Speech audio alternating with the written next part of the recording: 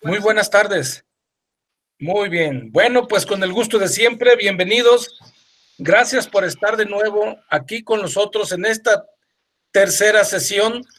Espero que las anteriores con el doctor Velasco nos hayan llenado las expectativas, hayan cubierto estas expectativas. Esta vez tenemos otro tema muy interesante que lo vamos a empezar a ver en las diapositivas. Mientras tanto, yo les agradezco mucho y les doy la bienvenida. Gracias por estar acompañándonos en estas sesiones. Bien, buenas tardes. Bueno, pues ahora vamos a hablar un tema del que no con tanta frecuencia se habla, pero de igual manera tiene una importancia que a veces no medimos con tanta frecuencia. Entonces puede ser un tema que nos ayude a revisar y a mejorar todo este tema de por qué se generan lesiones en los sitios de aplicación. Entonces, es un tema que vamos a abordar hoy. Y pues para comenzar, hablamos que el Manual de Buenas Prácticas de Producción en Granjas Porcícolas menciona la necesidad de disminuir el uso de productos para la salud animal que puedan causar en el sitio de inyección y dañar el tejido. Esto es muy importante porque sabemos que los productos inyectables por sí solos, tan solo la acción mecánica de estar aplicando inyecciones en un mismo sitio empieza a generar fibrosis, aunque no estuviéramos aplicando nada, ¿sí? O solución salina o agua bidestilada. Ahora imaginen lo que tienen los adyuvantes, los vehículos diferentes y la forma de aplicación, sobre todo de los productos que necesitamos el día a día en la granja.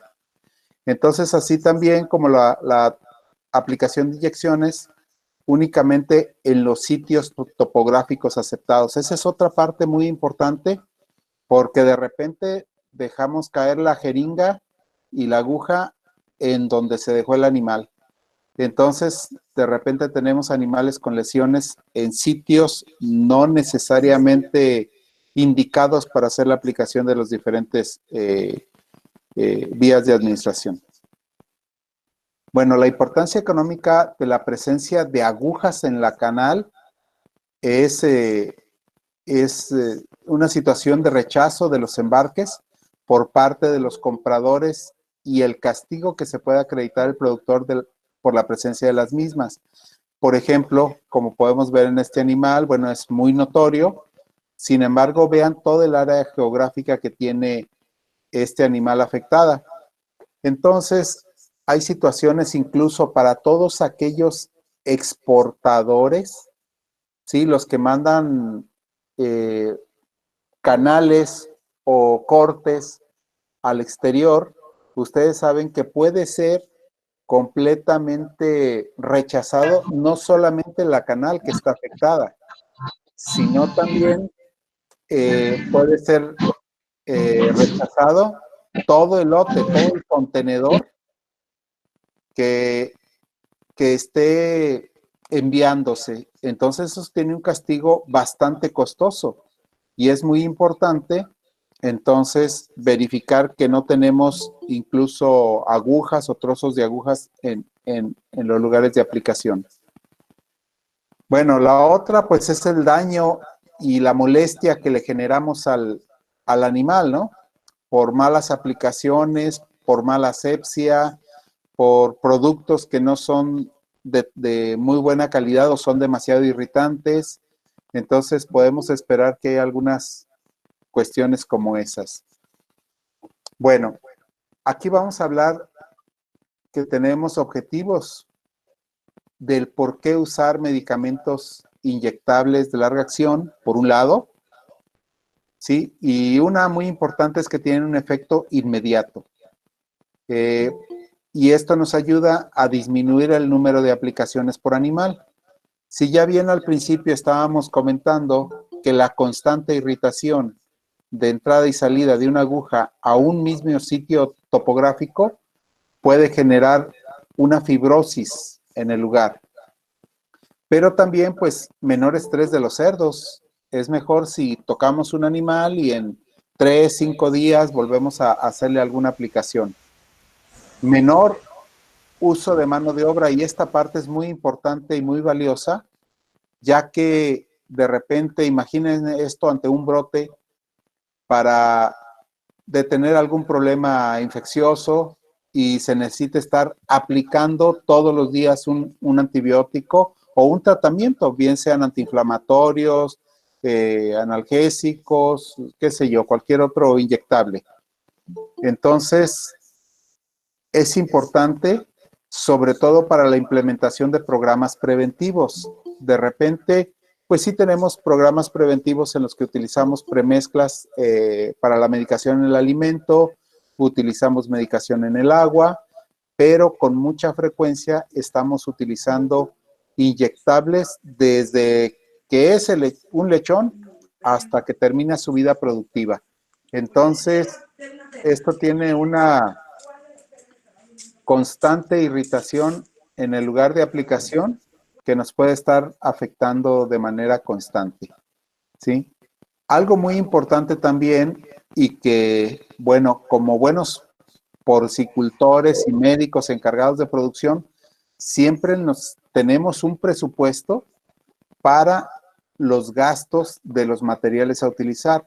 Si nosotros utilizamos, por ejemplo, inyectables de larga acción, aparte de que va a haber menor mano de obra, menor trabajo, también se va a reducir el uso de agujas, jeringas, pero algo mucho más importante es la contaminación de animales por estar aplicando de un lado a otro, ¿sí? Disminución de abscesos por aplicaciones defectuosas, que es la parte más importante de lo que vamos a revisar hoy. Y vamos a ver, por ejemplo, en los Estados Unidos se habla que en promedio los decomisos de canales o recorte de áreas afectadas puede ir del 1 al 2.5, casi 2.6%, dependiendo de las condiciones higiénicas y del producto utilizado. Y entonces tenemos ese tipo de abscesos que cuando los abrimos, bueno, tenemos esta generación de problemas con pus que nos pueden contaminar el área y todo esto, y puede ser una causa de decomiso. Bueno, esto, por ejemplo, lo observamos en algunas ocasiones, ¿sí? Y esto es lo que encontramos dentro del animal, ¿sí? Regiones o áreas con fibrosis afectadas que nos pueden estar generando, pues, decomisos, ¿sí? Una de las bacterias más frecuentes que se encuentran en los abscesos también es Trupperella pyogenes, y a veces como que no la tenemos en el radar. Entonces, es muy importante, por ejemplo, lo que dice así: los abscesos en las canales de cerdo son debidos principalmente a métodos de inyección inapropiados, falta de desinfección o el uso común de la aguja y jeringas. Entonces, esta situación es muy importante porque es una causa de desecho de canales al sacrificio.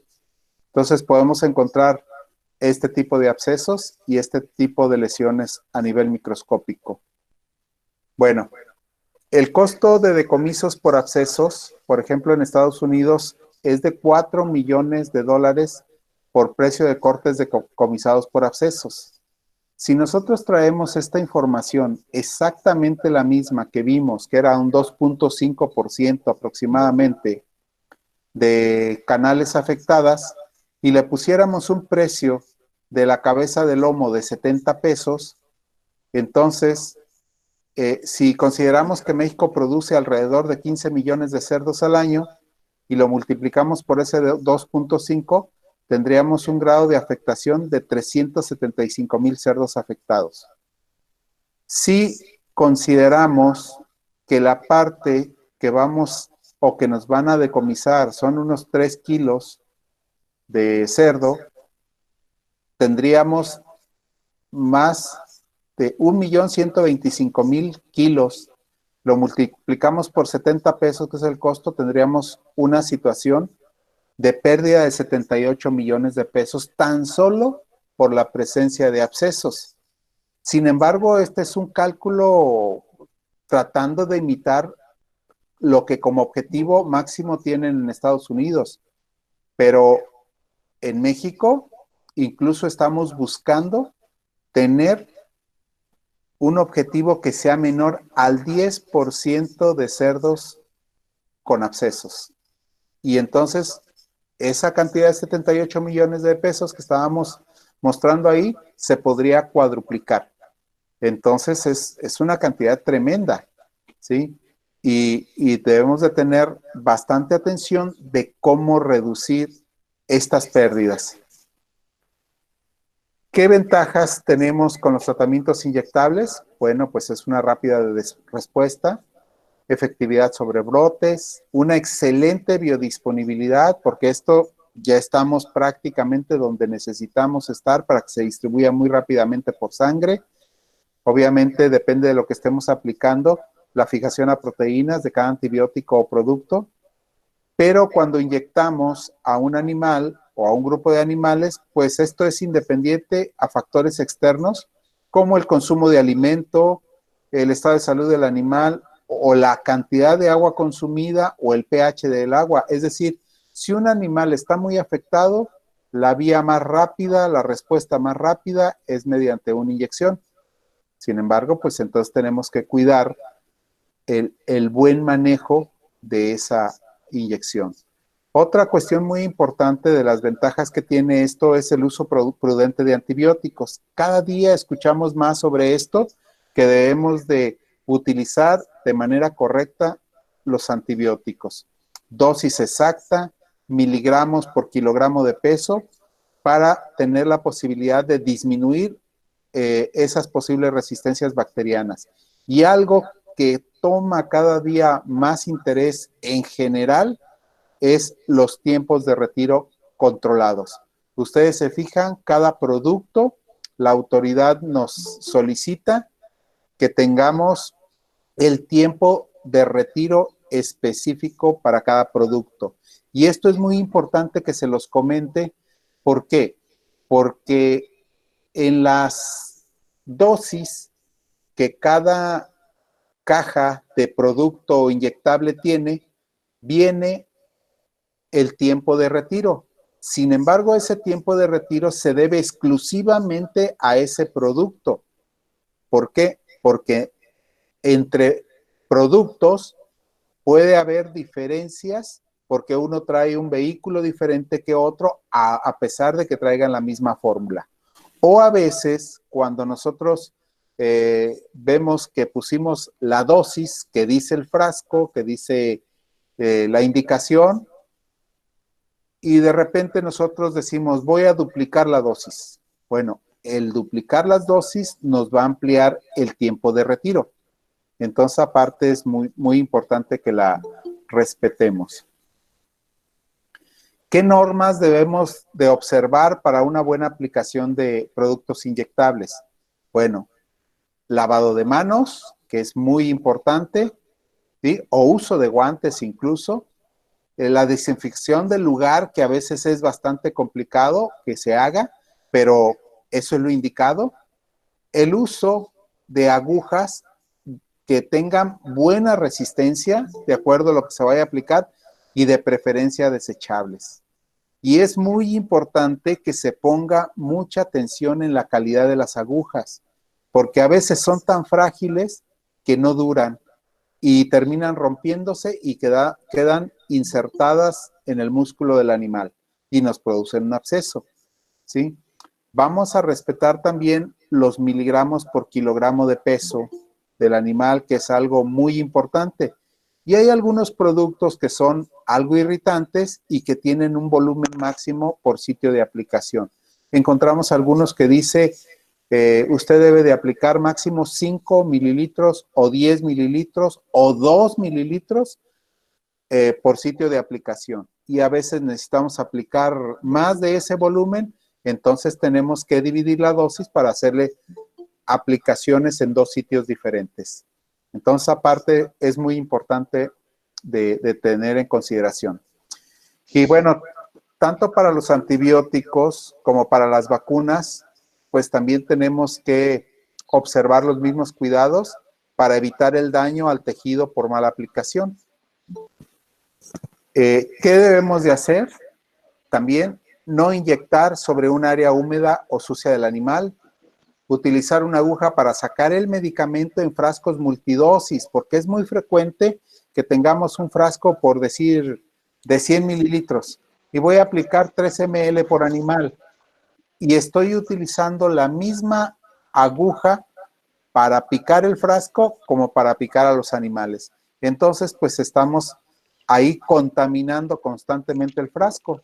Entonces tenemos que utilizar una aguja para sacar el contenido del frasco y otra para estar aplicando a los animales. Utilizar, como bien ya lo comentamos, agujas de alta resistencia para evitar rupturas y dejar restos de material en el animal. Inyectar en el tiempo adecuado y sin presiones. Y esto lo vemos con bastante frecuencia, digo, por el color, sobre todo, cuando estamos aplicando el hierro.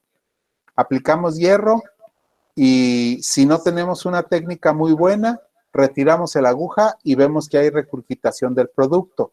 ¿Qué es lo recomendable en este caso? Jalar ligeramente la piel del animal, aplicar el hierro en este caso, sacar la aguja y volver a soltar la piel para evitar que haya regurgitación del electrón, del hierro. Entonces, esa parte es muy importante que la tengamos en consideración y entre mejor y más rápido seamos, de repente, pues nos sentimos como Pancho Pistolas, muy rápidos, actuamos, aplicamos casi en el aire y pues a veces no tenemos una eficacia correcta, ¿no? Verificar que no exista reflujo al retirar la aguja del sitio de aplicación y considerar nuevamente los tiempos de retiro para cada medicamento. Ahora, para esto, pues debemos de considerar qué tipo de agujas vamos a utilizar. Esto de acuerdo a la etapa del cerdo, entonces, y al peso, ¿sí? La longitud y el calibre, muy importante. Si es intramuscular, si es subcutánea, regularmente en las subcutáneas, pues vamos a cuidar siempre que sean agujas más cortas. Entre más pequeño sea el animal, va a resistir agujas más delgadas, ¿sí? Van a ser las más adecuadas. Por ejemplo, en la mayoría de los casos utilizamos calibre 18, incluso a veces para aplicar el hierro aplicamos con un calibre 20, que es más delgada y nos ayuda a tener una buena eficacia, ¿no? Y la otra parte muy importante es que si es intramuscular, realmente estemos bien posicionados en músculo y no la dejemos subcutánea, ¿verdad? O sea, nada más pasando la piel. Entonces, por eso es tan importante el tamaño largo y el calibre de la aguja para aplicar de manera correcta, ¿sí? Regularmente en el pie de cría, pues son las agujas que vamos a tener con un calibre mayor, una longitud más larga, ¿sí? Y incluso para subcutánea no es tan corta, ¿verdad? Entonces, eso nos puede ayudar bastante a mejorar nuestra función.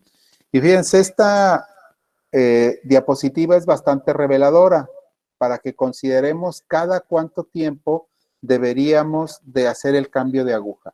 Aquí en el lado izquierdo tenemos una aguja sin uso, su bisel y su filo completamente, el filo sin afectar, aguja con un uso. Vemos ya aquí en la parte donde está la flecha, cómo ya se empieza a doblar esta punta y se empieza a mellar este filo.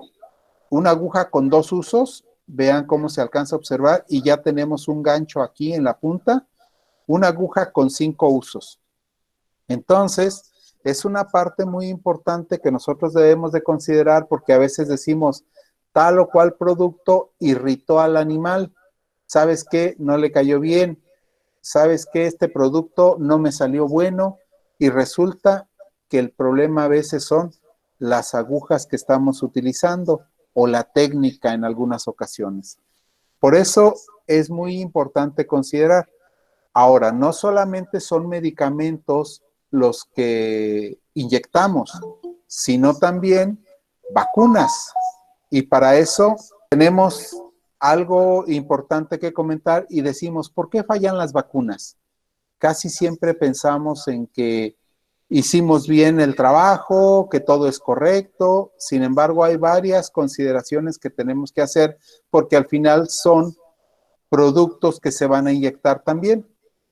Entonces aquí tenemos las razones, a veces por un diagnóstico inicial incorrecto. Pensamos que es un problema y resulta que es otro, aplicamos una vacuna cuando no hicimos un diagnóstico y pues esperamos que se solucione el problema y no se soluciona, ¿verdad?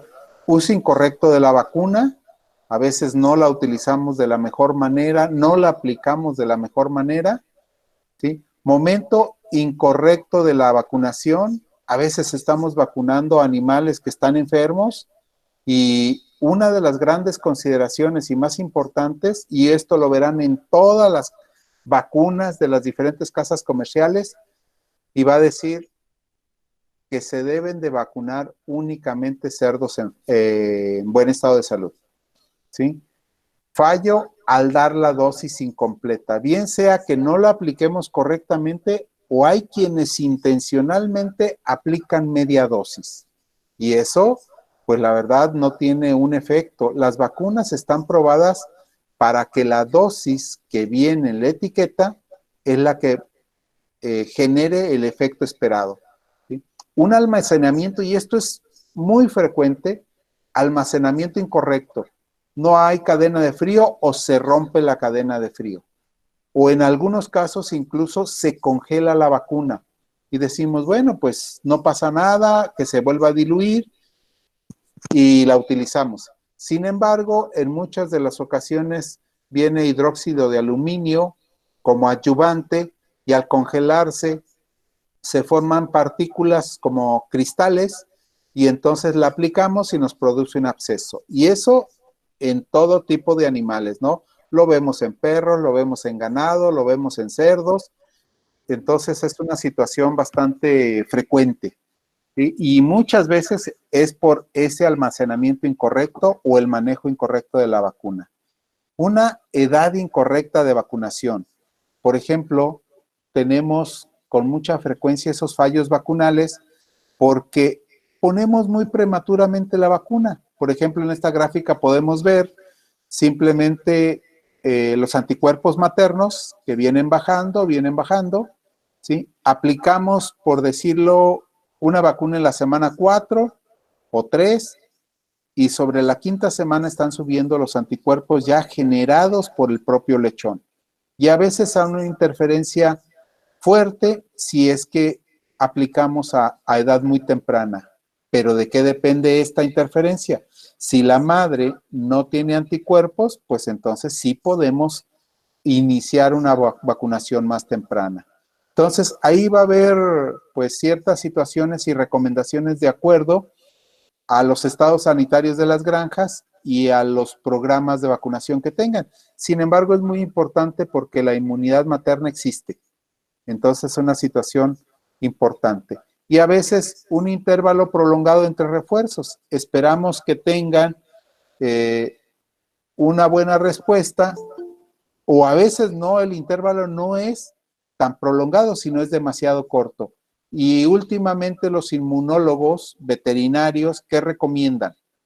En general, dicen, tenemos la primera vacunación de un animal y le vamos a poner el refuerzo 3 semanas después, ¿sí?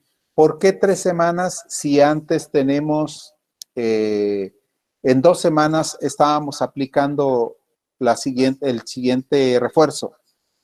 Lo que sucede es que generalmente los animales no responden tan rápidamente y apenas a los 15 días están elevando sus niveles de anticuerpos. A los 22 días ya pueden responder de mejor manera a una segunda aplicación o a la aplicación de otra vacuna diferente. Esto ante la presión de infección que tenemos en las diferentes zonas del país y las zonas porcícolas en general, lo que nos aprieta en tiempo es que hacemos unos programas en los que tenemos a veces la aplicación semanal de diferentes vacunas.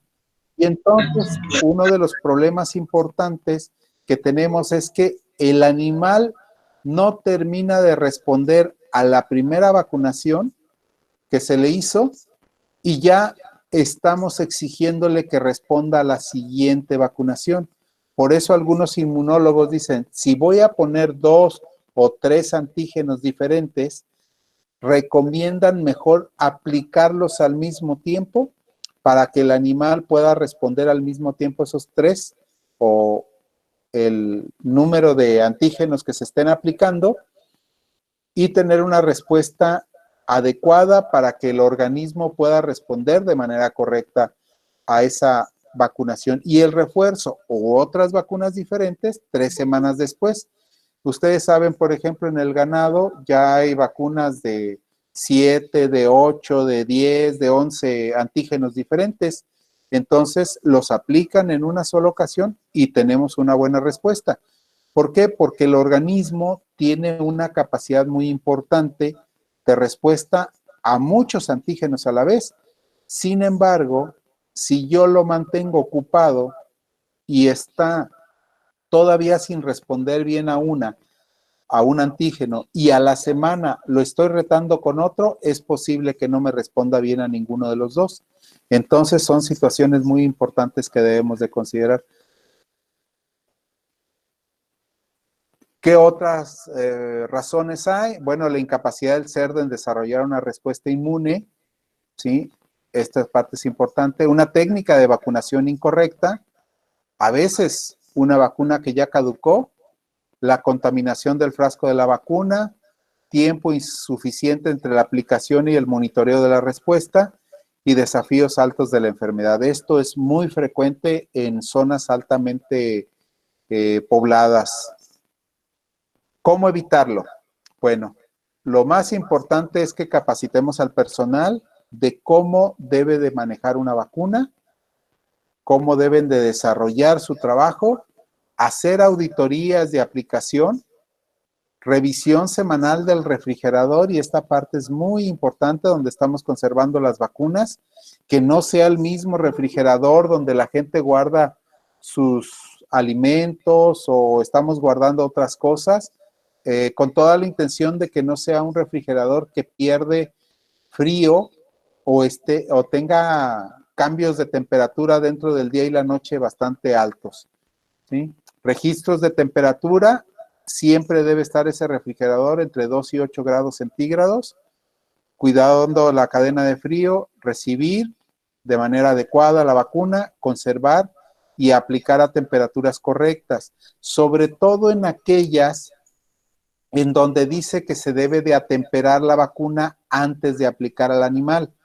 A veces muchos de los choques anafilácticos que se tienen al aplicar las vacunas es porque está demasiado fría, ¿sí? Y entonces no la temperamos, ¿sí? Cuando esta es la indicación. Y bueno, ahí tenemos esos problemas, ¿no? Y decimos, ¿sabes qué? Esta vacuna no me gusta porque me está generando shocks anafilácticos, ¿sí? Jeringas limpias, vamos a insistir bastante en eso. Aguja por animal o máximo 1 por 5 animales. Ya vimos en la diapositiva anterior qué tanto se puede afectar si nosotros revisáramos al microscopio la punta y el filo de esas agujas. Inyecciones en cerdos, bueno, cuarto trasero, solamente en reproductores, principalmente. Intramuscular y subcutánea en el cuello, ¿sí? Intravenosa en la vena de la oreja, principalmente, es muy factible, muy fácil de aplicar, y subcutánea regularmente por detrás de la oreja. Entonces, esto nos puede ayudar bastante para hacer esas aplicaciones de inyecciones en los cerdos, ¿sí? Algo muy importante y sobre todo de cuestión de bioseguridad y seguridad es cuidar al personal de no autoinyectarse. porque es muy frecuente que ocurran accidentes de que se encajan las agujas, se autoinyectan de repente por traerlas o andar brincando los corrales o cuestiones de esas. Hay que tener bastante cuidado para no tener algún problema posterior. Agujas y jeringas limpias y en buen estado. Es una situación que siempre debemos de cuidar. ¿Sí? Aquí, por ejemplo, hablando de la parte de vehículos en los que vienen diluidos los productos o los medicamentos, nosotros tenemos una prueba que se hizo en la empresa respecto a uno de nuestros productos que es florfenicol. Aquí lo que se hizo fue aplicar la dosis que utilizamos en México. Se aplicó en 2 ocasiones con una diferencia de 48 horas. Después se sacrificaron los animales para hacer una evaluación en el sitio de aplicación, tanto macroscópica como microscópica. No se encontraron lesiones aparentes, ¿sí? Ni a los 14 ni a los 28 días. ¿Sí? Esto es muy importante porque a veces con el tiempo algún vehículo puede generar una irritación adicional. En otro grupo utilizamos nosotros la dosis que se utiliza, por ejemplo, en Brasil, que son 20 miligramos por kilogramo de peso de florfenicol. También ahí se hizo el sacrificio a los 20 días y a los 28 días. ¿Por qué? Porque la dosis era diferente. Tampoco se observaron lesiones aparentes en ninguno de los casos. ¿Y qué es lo que observamos in vivo? No hay inflamación en el animal, lo revisamos con una termografía, una temperatura normal, 37.8, en este caso 37.1, sin mayor problema. Y es que nosotros tenemos, por ejemplo, un florfenicol en Europa, se llama Chotaflor, también le hacemos pruebas de tolerancia, aquí comparado con el original, por ejemplo, y donde encontramos una excelente tolerancia local. Estas son el ranking que se obtuvo en una escala de irritación de 0 a 4, 0.08 para Chotaflor y 0.09 para Nuflor. Entonces, esa parte se debe de revisar en los diferentes productos que se tienen. Por ejemplo, aquí hicimos un comparativo contra otros productos que existen en el mercado, donde encontramos una irritación 38.2, por ejemplo, 38.6 de temperatura, 39.6, y esto no se debía a que tuviera ese mismo problema el animal o que tuviera la infección o que no fuera efectivo el producto, sino que lo irritante del vehículo generaba esta hiperemia y este problema de incremento de temperatura. ¿Sí? Entonces es una parte muy importante lo que debemos de revisar al final. Por un lado, la higiene, la técnica de aplicación, utilizar de preferencia inyectables de larga acción para no estar aplicando todos los días. Y bueno, lo mismo para las vacunas, ¿no? Observar los mismos cuidados indistintamente del buen manejo de la vacuna. Y bueno, como conclusiones tenemos de los inyectables de larga acción que evitan múltiples inyecciones, disminución de decomisos por abscesos, que es una parte muy importante, ya lo revisamos económicamente, menor utilización de agujas, menor uso de mano de obra, menores tiempos de aplicación de tratamientos y evitan la resistencia bacteriana al hacer tratamientos o llevar a cabo tratamientos completos. Algo muy importante es que esto nos ayuda al utilizar, por ejemplo, inyectables de larga acción que favorecen el cumplimiento de tratamientos, disminuyen los costos de tratamiento, que esta parte es muy importante y a veces se nos va de la mano pensando en que un producto que no es de larga acción nos cuesta mucho más barato, pero si lo multiplicamos por el número de veces que lo tenemos que aplicar, pues ahí tenemos un problema importante, ¿no? A veces sacamos el costo por lo que me cuesta una aplicación de cada uno, pero si uno me protege 3 o 5 días o 48 horas, pues va a ser mejor que el que lo tengo que aplicar cada 24 horas. Mejoran también las prácticas de producción, permite conocer mejor los tiempos de retiro. Esta parte es muy importante y cada día lo vamos a tener más en consideración. La correcta aplicación de vacunas protegen de las diferentes enfermedades, es decir, la vacuna correcta en el tiempo correcto con la dosis correcta. ¿Sí? No sé si tengan dudas o preguntas sobre este tema. Hay una pregunta, Doc. Sí. Dice, ¿la formación de cristales en vacunas congeladas solo pasa con el hidróxido de aluminio? No exactamente. Puede pasar con varios de los adyuvantes que vienen en las vacunas.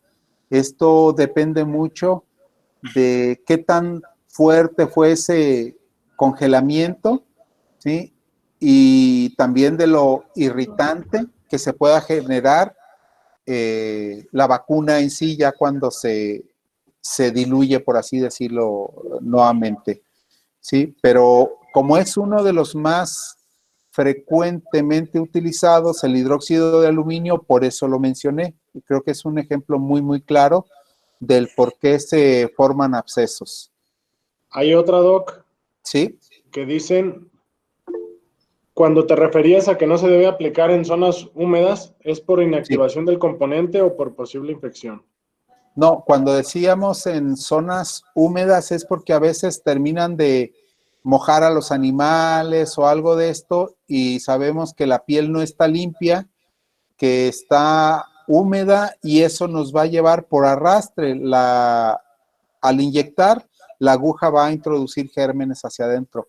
Entonces, una parte muy importante que se aplique sobre piel seca de preferencia, ¿no? O piel que no esté humedecida. Era sobre eso más que otra cosa. Otra pregunta que hacen, Doc, Sí. es, ¿qué opinas de los productos combinados, antibióticos expectorantes y desinflamatorios? Bueno, creo que mientras haya una buena sinergia y un buen cuidado en la combinación de estos productos, no debería de generar mayor problema. Por eso se deben de hacer pruebas antes de sacarlos al mercado, de que sean productos realmente probados, que se hagan evaluaciones en los animales, es decir, en vivo, ¿sí? Porque a veces lo que se hace en algunos casos es que copian fórmulas o se les ocurren fórmulas bastante exitosas, por así llamarlo, pero realmente lo más importante que se debe hacer es que se hagan pruebas en vivo. Ahora nos puede ayudar mucho la termografía, ya es mucho más accesible. Aplicamos, antes solamente lo hacíamos con un vernier, medíamos si había inflamación, tocábamos si había temperatura elevada, algo de eso, era más subjetivo. Ahora tenemos una muy buena herramienta que es la termografía y que nos puede permitir ver inmediatamente si tenemos un problema o no. Incluso a nivel de granja, a lo mejor pues decimos, ¿cómo voy a tener una cámara termográfica que es bastante costosa? Pero a lo mejor puedo estar checando con estos termómetros láser para estar checando el sitio de inyección y ver que no me estén generando, porque incluso los animales dejan de comer cuando hay dolor, lo manifiestan, y esto es una parte productiva muy importante, indistintamente y asociado al dolor y a la temperatura que se puede estar generando ahí. Entonces, el uso de la combinación de productos me parece que es buena siempre y cuando se hagan las evaluaciones adecuadas. En muchos países y seguramente las autoridades poco a poco nos van a ir presionando más para que no haya ese tipo de productos y si los hay, que demostremos a la industria farmacéutica que estemos demostrando que hay una verdadera sinergia y un beneficio de la combinación de los productos. Es una parte que se busca bastante, con bastante frecuencia y no sean como esas combinaciones de repente que se hacen a nivel de granja, combinando diferentes productos para aplicarlos en una sola jeringa, y ahí sí a veces tenemos algunos problemas bastante severos. Otra pregunta, Doc, Sí, es, Pablo. habla hasta de 5 veces el uso de cada aguja. ¿Esto sí es viable ante la infinidad de problemas sanitarios que se presentan? Bueno, lo ideal sería que aplicáramos o utilizáramos una aguja por animal. Eso sería lo ideal. Sin embargo, también hay que ver costos, ¿no? Si realmente queremos utilizar una aguja por animal, quizás al final en costos saldría más barato utilizar una aguja por animal que utilizar una aguja por cada 5 animales. Incluso yo he visto información donde dicen, por lo menos utilicemos una aguja por camada para no estar transmitiendo problemas en el caso de la maternidad, por ejemplo, para no estar transmitiendo problemas de una camada a otra. Ahí por lo menos ese microambiente que tiene la camada se supone que tendrían el mismo riesgo sanitario, ¿verdad? Pero pues sí, lo ideal sería una aguja por animal. Otra pregunta, Doc. ¿Sí? Es, ¿qué consideraciones debe tomar en cuanto a la concentración de vehículos y biodisponibilidad de los antibióticos? A ver si entiendo bien. A ver, ¿me la repites, por favor? Sí. ¿Qué consideraciones debe tomar en cuanto a la concentración, vehículos y biodisponibilidad de los antibióticos? Ok, a ver si la entendí bien. Es muy importante esa pregunta porque de repente tenemos productos que vienen a una muy elevada concentración para inyectar y la intención es poner menos volumen o decir soy más eficaz.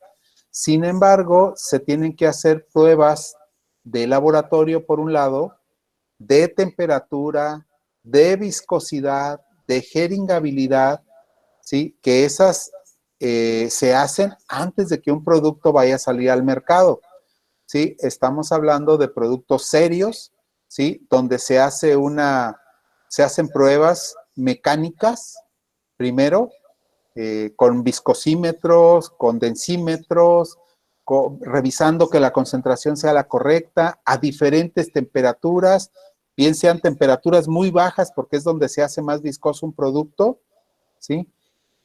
Y también a temperaturas más elevadas para acelerar o estresar al producto y ver que siga habiendo una respuesta, haya una resistencia del ingrediente activo a todos esos cambios de temperatura, pero además, después de lo de laboratorio, se tienen que hacer pruebas in vivo para revisar la eficacia y que el producto realmente se mantenga ahora sí biodisponible en el animal en las concentraciones que lo necesitamos. Y para esto es muy importante la concentración, la densidad del producto, la viscosidad y que sea manejable a diferentes temperaturas. Esto es sumamente importante y regularmente las empresas serias lo llevamos a cabo de manera constante, todo el tiempo. Y cada lote, por lo regular, se le hacen evaluaciones importantes, tanto que se da un certificado de calidad, de que está cumpliendo con la norma que la autoridad solicita, y esto siempre va a estar disponible para nuestros clientes en nuestro caso. Otra pregunta es de Daniela Osorio. ¿Qué piensa usted de desinfectar la zona de inyección? Hay profesionales que afirman que desinfectar la zona con alcohol, por ejemplo, inactiva el componente. No creo que haya ese problema realmente, ¿sí? Si sabemos que el alcohol se volatiza muy rápidamente, tan solo esperando un poco, ahí es cuestión de tiempo, ¿no? Regularmente podemos limpiar, por ejemplo, ponen este ejemplo con alcohol como antiséptico, limpiamos, dejamos que se volatice un poco, aplicamos la inyección, pero regularmente no la vamos a poner en el área donde pusimos el alcohol, la vamos a poner subcutánea, que son varios estratos más abajo, o intramuscular, difícilmente vamos a inactivar el ingrediente activo con el paso hacia. De hecho, en medicina humana, pues es una situación constante. Es más, no nos dejamos aplicar una inyección ni intravenosa, ni intramuscular, ni subcutánea, si no nos ponen antisepsia en el área. Así de sencillo, ¿no?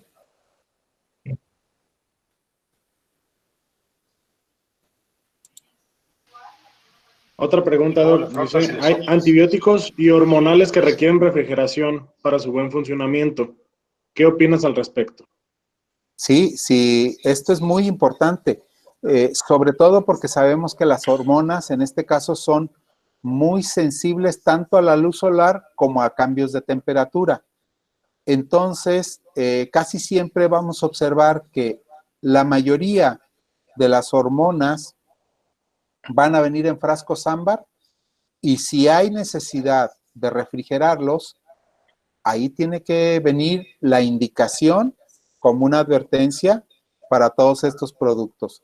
Respecto a los antibióticos, es cierto, por ejemplo, tenemos el caso de las penicilinas, que en general cuando ya vienen diluidas, cuando ya vienen listas para usarse, puede la temperatura elevada generar o formar algunos gases.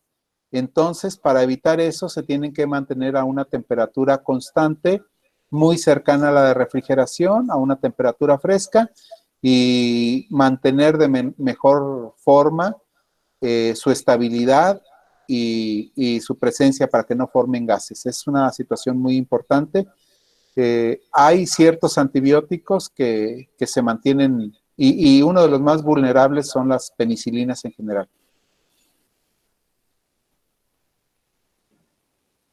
Otra pregunta de Javier es, ¿cuál es su opinión del uso de antibióticos de manera diferenciada entre animales y humanos? Por ejemplo, el florfenicol, que sea exclusivo para uso pecuario, y así evitar sus resistencias cruzadas. Sí, de hecho es algo que se busca. La mayoría de nosotros como veterinarios creo que conocemos más el programa de One Health, que quiere decir una sola salud. Lo conocemos más que los médicos de medicina humana. Es una realidad y yo veo con mucho entusiasmo y con mucho gusto que estemos separando, en lo posible obviamente, el uso de antibióticos que sean de uso exclusivamente veterinario. Tenemos, ejemplo, el florfenicol, tenemos la enrofloxacina, tenemos la tiamulina. Bueno, tenemos una infinidad de antibióticos que solamente se utilizan en medicina veterinaria y que no son utilizados en medicina humana. Esto nos va a ayudar de dos maneras. Mantener la eficacia por un lado, obviamente utilizando dosis adecuadas, dosis terapéuticas todo el tiempo.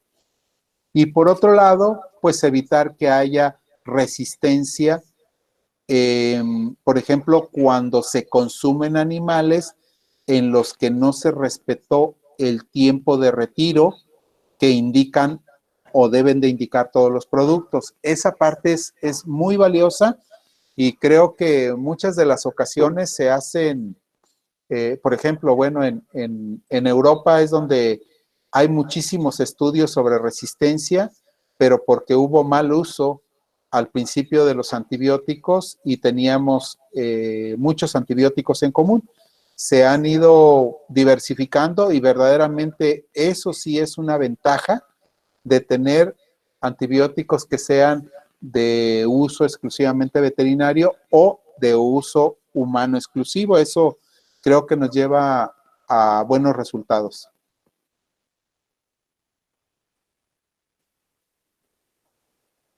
Muy bien, otra pregunta dice, ¿es aconsejable hacerle manejo al absceso en caso de haberlo? Pues en algunos casos creo que algo que se recomienda es que cuando está el absceso todavía muy blandito, hay que drenarlo. Y esto pues nos puede ayudar a mejorar no solo la apariencia, sino el grado de afectación del área. ¿Sí? Si ya está duro, bueno, ahí la cuestión es que tenemos que debridar un poco más y tendríamos que absedar. o drenar el área completamente, ¿no? Entonces, sí se puede dar un tratamiento, incluso se llega a dar tratamientos, pero no son tan generalizados. Sin embargo, sí ayudaría, hay que ver costo-beneficio, sí, pero sin embargo sí es importante y sobre todo si es a edades tempranas o en animales que todavía tarde tiempo en que se van a enviar al mercado, bien sean animales de desecho o animales de engorda, yo creo que pudiera ser adecuado, ¿no? Lo más rápido posible que se puede hacer esta intervención en el absceso es cuando está muy blandita el contenido que tiene el absceso, incluso se puede drenar con una jeringa y aplicar algún antibiótico local, y esto nos puede ayudar a algún antiinflamatorio, ¿sí? Para evitar que tenga un grado de afectación mayor.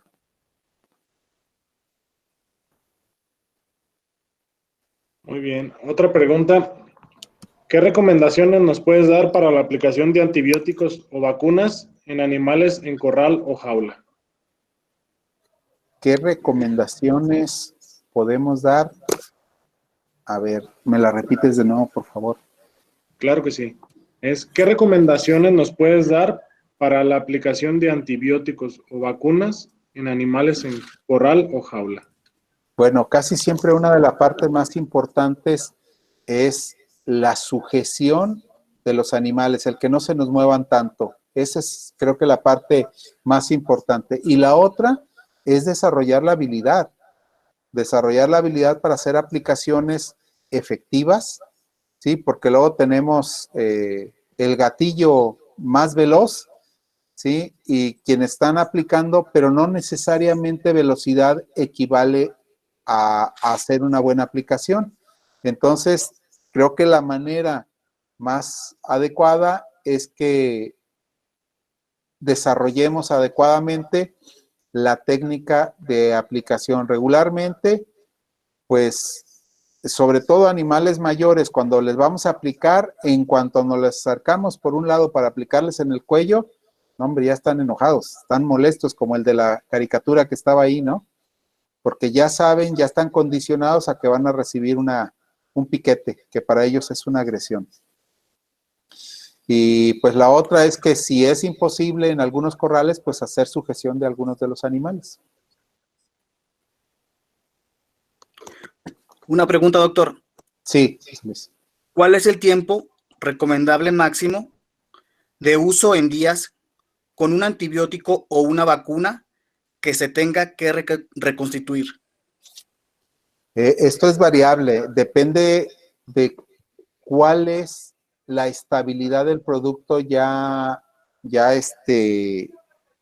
preparado. Por ejemplo, en casi todas las vacunas, casi sin equivocarme, te puedo decir que en todas dice, después de reconstituido el biológico, el sobrante se tiene que desechar. Es decir, ya no se debería de utilizar porque es muy factible que se contamine. En el caso de los antibióticos, quizás hay algunos que puedan mantenerse en refrigeración y a lo mejor por un máximo de 7 días, pero esto depende mucho de la estabilidad y las mismas advertencias que el productor del medicamento ponga en su etiqueta, si es que se puede mantener así. Sobre todo los que son más resistentes, por así decirlo, son los que ya vienen listos para usarse, ¿no? Y que ya vienen diluidos. Sí, la cuestión es que muchos de los que no vienen diluidos, al diluirse ya la estabilidad del producto no es la misma. Entonces sí se tiene que observar cuáles son las indicaciones y las instrucciones del producto en particular. Otra pregunta, Doc, es, sí. ¿Qué podría ocurrir si conservo las vacunas debajo de la temperatura recomendada? Bueno, lo que puede ocurrir es que estén muy cercanas, si es abajo de 2 grados, por ejemplo, estamos cerca de la congelación, posiblemente, y pudiéramos generar más irritación al momento de estarla aplicando y quizás pérdida de eficacia. Esto ya depende de qué tipo de vacuna sea. Otra pregunta, doctor. Sí. ¿Recomiendas el Maxflor LA como primera opción para problemas respiratorios? Esto depende para qué etapa y qué problemas estuviera tratando de controlar, ¿no? Porque si, por ejemplo, yo tengo un problema de estreptococosis, pues a lo mejor me funcionaría más rápido un betalactámico, una amoxicilina, una ampicilina, un ceftiofur, y sería más dirigido. Si a lo mejor yo tengo problemas con Pasteurella, con APP, con Haemophilus parasuis, posiblemente sería más indicado un Maxflor. Depende también de la velocidad de reacción que necesito. Maxflor regularmente te da muy buenos resultados en esos casos, ¿no? Otra que hacen, Doc, es, en caso de que un producto no indique el volumen máximo a aplicar, ¿en qué puedo basarme? ¿O cuál es su experiencia? Creo que es buena pregunta. Por lo regular, nosotros lo que hacemos cuando un producto, valga la redundancia, no sea de un volumen descrito, lo más que podemos utilizar en animales adultos, por ejemplo, son 10 ml en sitio de aplicación. Es frecuente que a lo mejor las penicilinas o algunos productos no digan un tiempo máximo, pero hablando de animales adultos, a lo mejor si tengo que aplicar 15 o 20 mililitros, a lo mejor lo divido en 2 dosis de 10 ml, voy a tener mejor absorción y lo pongo en 2 sitios, ¿sí? En el caso de lechones, pues regularmente los volúmenes no van a ser tan altos, ¿verdad? A menos de que sea pues algún producto que tengamos que aplicar electrolitos o alguna otra cosa, bueno, cambiaría la vía, ¿no? A lo mejor intraperitoneal o intravenosa o directamente al torrente sanguíneo, ¿no? Pero volúmenes grandes, regularmente en cerdos, difícilmente van a pasar de 20 mililitros y con 2 aplicaciones de 10 en adultos tendríamos más que suficiente.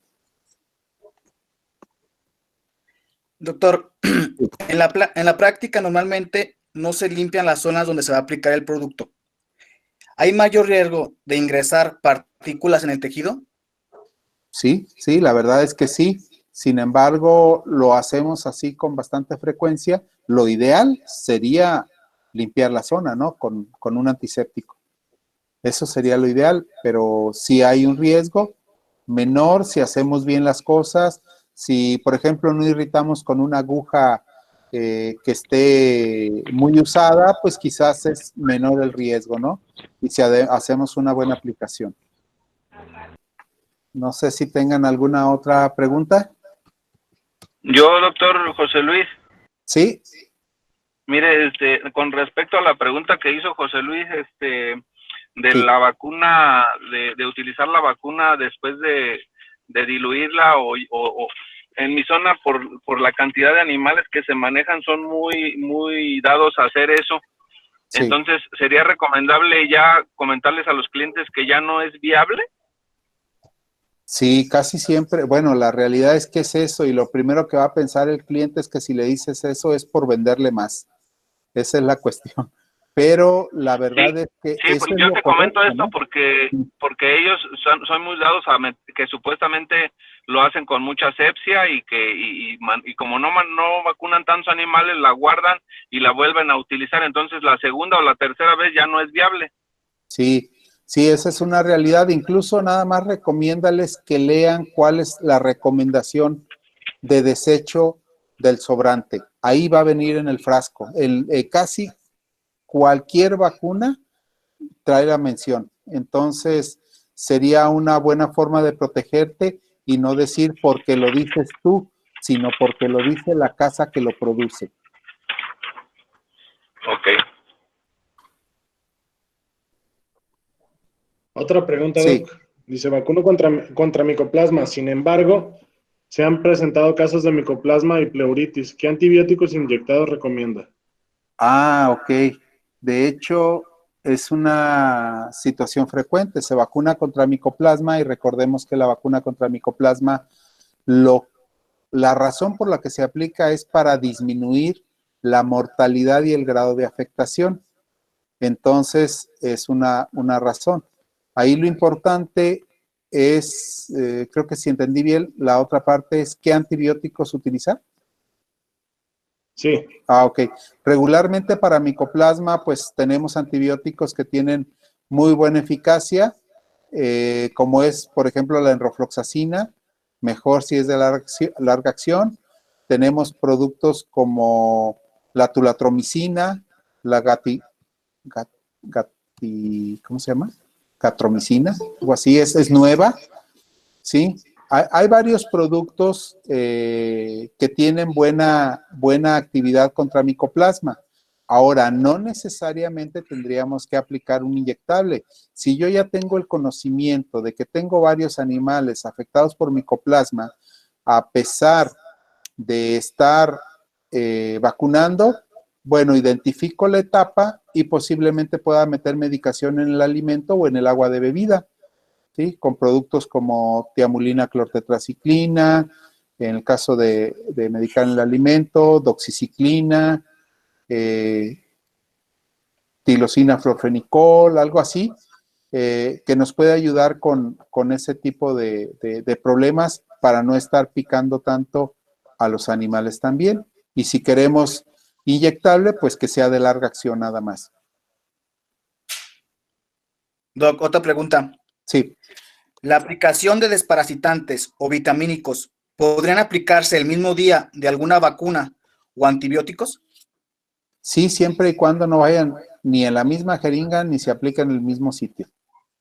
Sí, la mayoría de los casos no hay mayor problema. Si hablamos de un desparasitante, un vitamínico, incluso regularmente se hace, o algunos casos ya viene la combinación hecha del desparasitante con un vitamínico, y pues ahí la respuesta a la vacuna, no, nada más en sitios diferentes. Eso sí es muy importante, porque hemos visto cada cosa en el campo donde hacen una combinación y todo lo aplican en la misma jeringa, y pues imagínense, pobre animal, ¿no? Y no responde ni a una cosa ni a otra, y puede haber interacción entre uno y otro.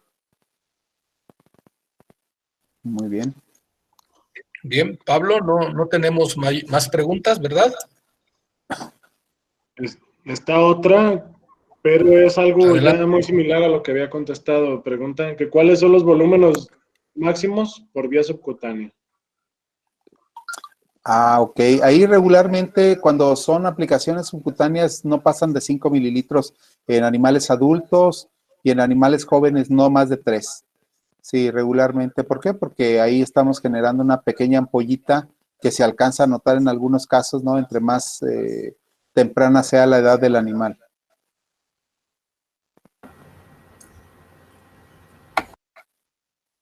Creo que son todas las preguntas. Doctor, Perfecto. ¿Sí? un saludo. Quería brindar de pronto un aporte que he visto en campo. Sí, Juan Pablo. Es el tema del tapón que utilizamos en los frascos. Muchas veces se utiliza, demasiadas veces la inyección, digamos el ingreso de la aguja, y encontramos restos de los tapones dentro del producto. Obviamente, cuando ya son antibióticos que llevan mucho tiempo en granja o que son de grandes presentaciones, esa es la invitación a que los evalúen y observen contra la luz, y van a poder ver los restos o las partículas que finalmente nos pueden causar un absceso o una reacción. Efectivamente, y de hecho es algo que tiene que ver con dos cosas. Una, el buen manejo del inyectable, es decir, si nosotros utilizamos una aguja para estar sacando en frascos multidosis el producto, no vamos a estar generando ese desmoronamiento del tapón. Y por otro lado, también las empresas serias cuidan en tener los mejores tapones para que tengan mayor resistencia a ese estrés. Y eso regularmente en productos baratos, créanme que lo van a encontrar con suma frecuencia, o cuando no se manejó adecuadamente el tapón, o en el otro caso, también cuando se utilizan agujas de muy grueso calibre, y eso genera pues una abertura mucho mayor y una lesión mayor del tapón. Y creo que es muy buena tu aportación, Juan Pablo. No. Bien, pues muy agradecido, José Luis. Parece ser que ya no hay más preguntas. Pues gracias a todos y todas por ayudarnos a que esto continúe. Muchas gracias a todos por atender y estamos a sus órdenes. La verdad me da mucho gusto haber estado aquí con ustedes estas charlas. Espero les sea de utilidad. Muchas gracias.